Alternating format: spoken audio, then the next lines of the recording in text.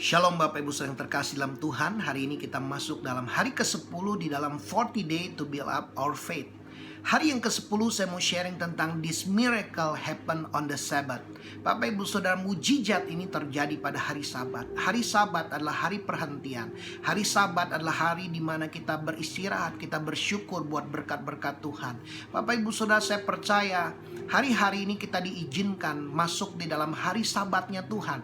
Hari perhentian yang Tuhan mau kita alami. Tuhan mengizinkan kita beristirahat hari-hari ini. Apakah Bapak Ibu Saudara percaya Tuhan mau melakukan mujizat, Tuhan mau melakukan kesembuhan, Tuhan mau menolong, memulihkan kehidupan Bapak Ibu Saudara?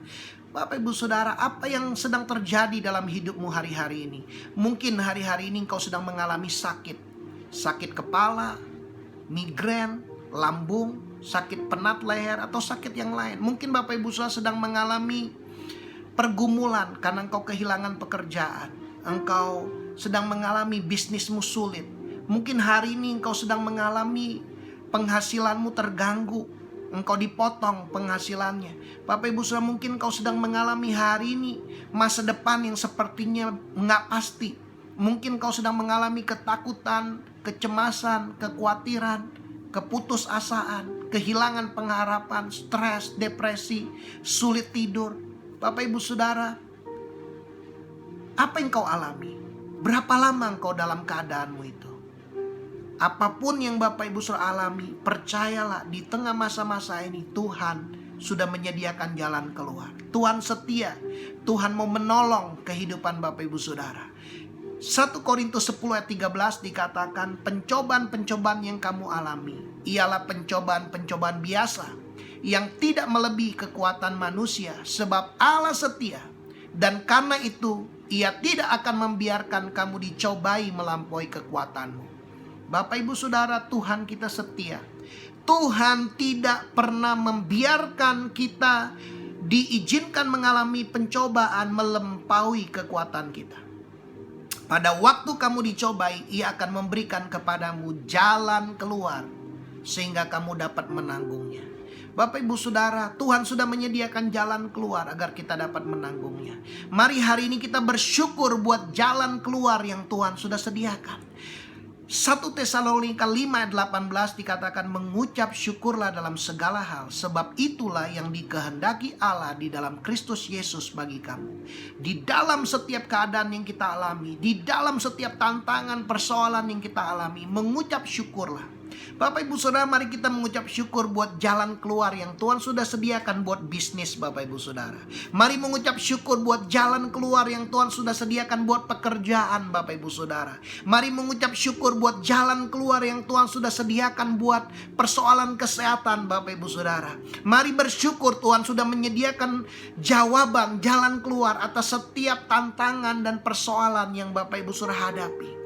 Bapak Ibu Saudara, ucapan syukur membuat mujizat Tuhan terjadi di dalam kehidupan kita. Ketika Yesus mengucap syukur, 5 roti 2 ikan memberi makan 5.000 orang laki-laki, belum terhitung wanita dan anak-anak, dan dikatakan sisa 12 bakul. Bapak Ibu Saudara, mujizat terjadi ketika kita bersyukur buat apa yang kita punya, daripada kita bersungut-sungut karena apa yang kita gak punya. Bapak Ibu Saudara, Yohanes 14 ayat ke-6 katakan, kata Yesus kepadanya, akulah jalan dan kebenaran dan hidup. Yesus adalah jalan, Yesus adalah firman Tuhan, Yesus adalah firman yang telah menjelma menjadi manusia. Bapak Ibu Saudara, firman Tuhan, perkataan Tuhan, janji Tuhan adalah jalan keluar atas setiap persoalan dan masalah yang kita hadapi. Sekali lagi saya katakan, firman Tuhan, perkataan Tuhan, janji Tuhan adalah jalan keluar atas setiap persoalan yang kita hadapi. Hari-hari ini Bapak Ibu Saudara, percayalah, firman Tuhan itu pelita bagi kaki Bapak Ibu Saudara dan terang bagi jalanmu. Yesus datang agar Bapak Ibu Saudara memiliki hidup dan memilikinya dalam segala kelimpahan. Yesus mau datang dalam keluarga Bapak Ibu Saudara. Yesus mau datang di dalam pekerjaanmu. Yesus mau datang dalam bisnis Bapak Ibu Saudara. Yesus mau datang menolong dan memulihkan kehidupan Bapak Ibu Saudara. Kita melihat di dalam Yohanes pasal yang kelima ayat 1 sampai ayat yang ke-15. Sesudah itu ada hari raya orang Yahudi dan Yesus berangkat ke Yerusalem. Yesus datang ke Yerusalem. Ada apa di Yerusalem, Bapak Ibu Saudara? Di Yerusalem dekat pintu gerbang domba ada sebuah kolam yang dalam bahasa Ibrani disebut Bethesda, House of Kindness. Ada 5 serambinya. Bapak Ibu Saudara, dikatakan dan di serambi-serambi itu berbaring, sedang beristirahat. Bapak Ibu Saudara, saya percaya hari-hari ini kita sedang ada di rumah. Bapak Ibu Saudara, work from home, stay from home. Ada banyak waktu mungkin kau dapat beristirahat. Nah, apa yang terjadi? Dikatakan sejumlah besar orang-orang sakit. Ada banyak orang-orang yang mungkin hari ini sedang sakit secara fisik, sakit secara emosional, sakit secara pikiran, Bapak Ibu Saudara. Dan juga orang-orang yang buta. Banyak orang yang hari ini sedang tidak bisa melihat apa yang akan terjadi di masa depannya. Bingung, galau dengan masa depannya. Ada orang-orang yang timpang, ada orang-orang yang lumpuh. Mungkin ini kondisi hari-hari ini. Orang yang sedang pincang dan lumpuh dalam keuangan, dalam pekerjaan, dalam bisnis, dalam keluarga, di dalam kesehatan. Dan dikatakan orang-orang ini, mereka menanti-nantikan, yang menantikan goncangan air kolam itu. Kenapa? Karena dikatakan sewaktu-waktu turun malaikat Tuhan ke kolam itu dan menggoncangkan air itu. Barang siapa yang terdahulu masuk ke dalamnya, sesudah goncangan air itu menjadi sembuh apapun juga penyakitnya. Bapak Ibu Saudara, ada sebuah janji. Orang yang pertama masuk setelah air digoncangkan oleh malaikat Tuhan, orang itu sembuh apapun juga penyakitnya.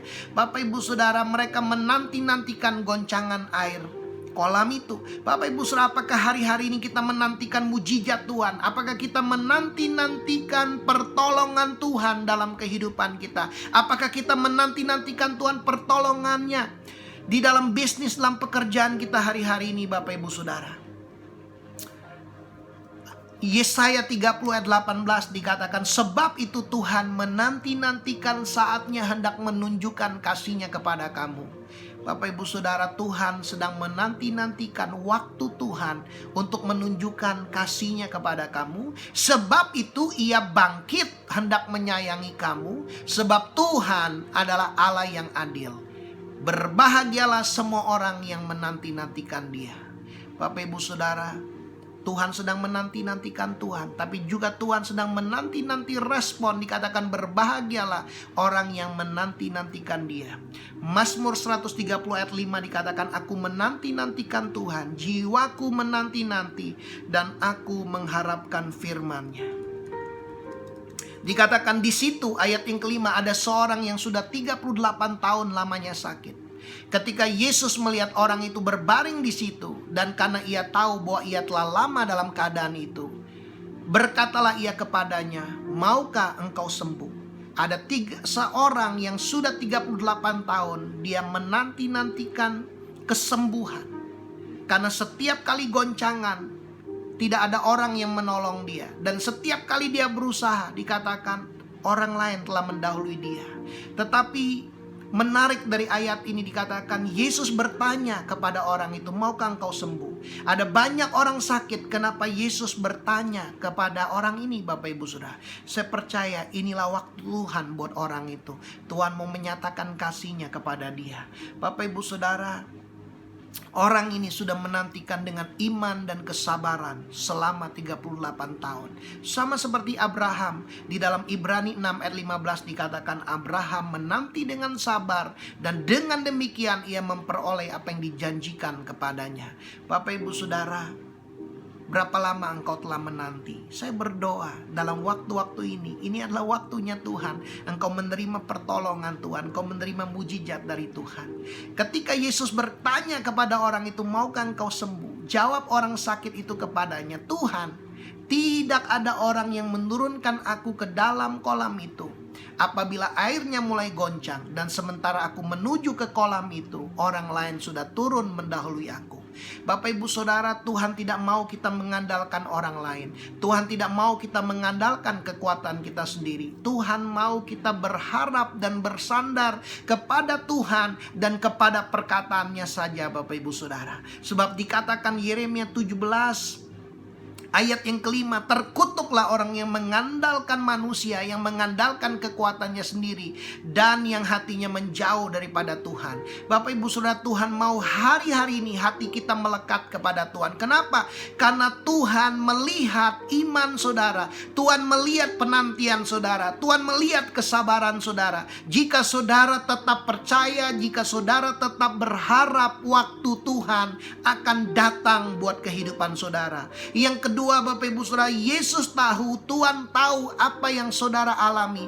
Tuhan tahu berapa lama engkau telah dalam keadaan itu. Sebelum Yesus lahir, orang ini sudah sakit. Tetapi dikatakan Yesus tahu berapa lama ia di dalam keadaannya. Yesus peduli dengan kehidupan kita, Bapak Ibu Saudara. Yesus tahu dengan pergumulan yang kita hadapi. Dan dikatakan Yesus sedang bertanya. Yesus melihat iman orang itu dan Yesus bertanya, maukah engkau sembuh? Hari ini Tuhan bertanya kepada Bapak Ibu Saudara, maukah engkau sembuh? Sembuh dari penyakitmu? Maukah engkau sembuh dari keterikatan? Maukah engkau sembuh dari trauma masa lalu? Maukah engkau sembuh dari kepahitan? Maukah engkau sembuh dari tawar hati? Maukah engkau sembuh dari kekecewaan? Maukah engkau sembuh dari kecemasan? Maukah engkau sembuh dari ketakutan? Maukah engkau sembuh dari kekhawatiran? Maukah engkau sembuh dari keputusasaan? Maukah engkau sembuh dari stres? Maukah engkau sembuh dari depresi? Maukah engkau sembuh dari kehilangan pengharapan?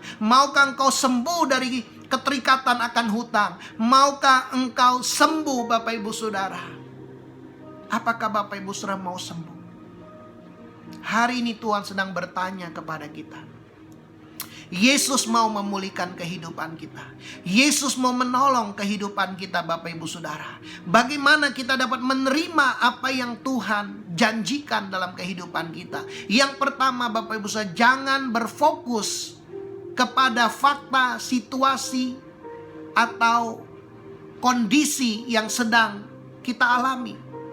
Tetapi fokus kepada apa yang Tuhan katakan buat situasi kita, buat kondisi kita. Fokus kepada apa yang Tuhan katakan. Ketika orang itu mencoba memberikan alasan, penjelasan kepada Tuhan, Tuhan berkata kepada dia, kata Yesus kepadanya, bangunlah, angkatlah tilammu dan berjalanlah.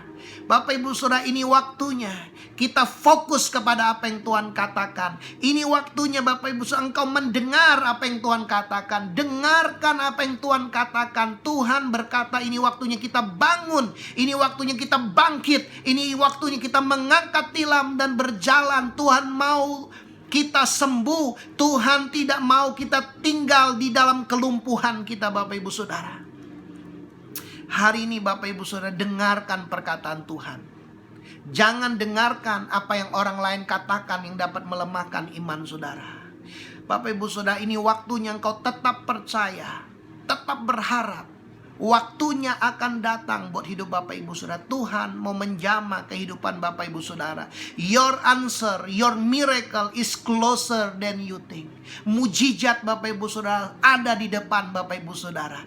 Ini waktunya Bapak Ibu Saudara engkau mempercayai apa yang Tuhan katakan. Bangkit, angkat tilammu dan berjalanlah. Ini waktunya Tuhan mau Bapak Ibu Saudara bergerak kembali. Ini waktunya Bapak Ibu Saudara, Tuhan mau engkau menang dari kelumpuhan ekonomi, menang dari kelumpuhan keterikatanmu. Bapak Ibu Saudara, ini waktunya Tuhan mau kita berjalan kembali. Tuhan mau kita bertindak sesuai dengan apa yang Tuhan katakan. Bertindak sesuai firman Tuhan. Dikatakan pada saat itu juga sembuhlah orang itu. Ketika dia mempercayai apa yang Tuhan katakan, dia sembuh seketika itu juga. Dikatakan lalu ia mengangkat tilam dan berjalan. Ia bertindak sesuai dengan apa yang Tuhan katakan. Dan Bapak Ibu Saudara, dikatakan tetapi hari itu adalah hari Sabat. Saya percaya hari ini kita sedang diizinkan Sabat oleh Tuhan, karena Tuhan mau melakukan mujizat di dalam kehidupan kita.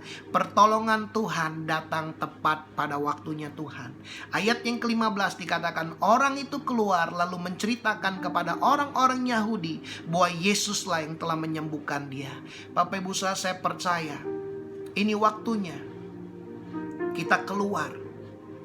Bukan mungkin secara fisik, tapi keluar kita menceritakan lewat perkataan kita, lewat kesaksian kita, lewat sosial media kita. Untuk kita menceritakan bahwa Yesuslah yang melakukan mujizat dalam kehidupan kita. Tadi pagi saya mendengar kesaksian bahwa ada seorang anak yang mendoakan ibunya yang sulit tidur, bahkan ibunya harus minum obat. Dan 3 hari ini ibunya telah mengalami mujizat, tanpa obat bisa tidur. Bapak ibu saudara, doa orang benar bila dengan yakin didoakan sangat besar kuasanya. Ini waktunya kita fokus kepada apa yang Tuhan katakan, bukan pada situasi, fakta, kondisi kita. Ini waktunya kita mendengar dan mempercayai dan bertindak sesuai dengan firman Tuhan. Saya berdoa Bapak Ibu Saudara dikuatkan, dibangun imannya, dan bertumbuh imannya dalam 40 hari ini. Dan alami mujizat Tuhan dalam kehidupanmu. Tuhan Yesus memberkati.